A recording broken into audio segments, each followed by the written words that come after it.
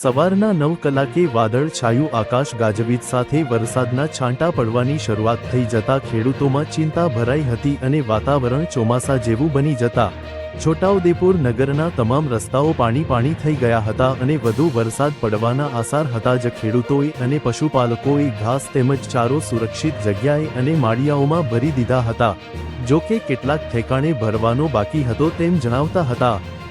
ખેડૂતો ખૂબ જ ચિંતાતુર હતા અને રાત્રે દરેક જગ્યાએ માવઠું અને વરસાદ પડીને ખેડૂતોના ખેતરમાં રહેલા ઉનાળુ પાકને ભારે નુકસાન થયું હોવાના અહેવાલ આવી રહ્યા છે।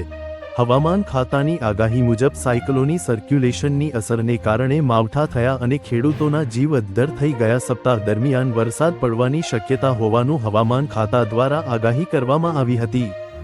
જો કે વરસાદ પડવાને કારણે હવામાન ઠંડુ થયું અને લોકોને ગરમીથી રાહત મળી હતી। સાથે સાથે ખેતર કે વાડીમાં રહેલા આંબાના વૃક્ષ ઉપર કેરી લાગેલી હતી, જે પવન અને વાવાઝોડાની કારણે તમામ આંબાની કેરીઓ ઝૂડાઈ જવાને કારણે ચાલુ વર્ષે પણ કેરીઓ વધુ ના થતા મીઠો રસ ખર્ચાળ થવાની શક્યતા છે। અહેવાલ નટવરભાઈ નટુભાઈ પરમાર, પ્રકોપ ન્યૂઝ, છોટાઉદેપુર।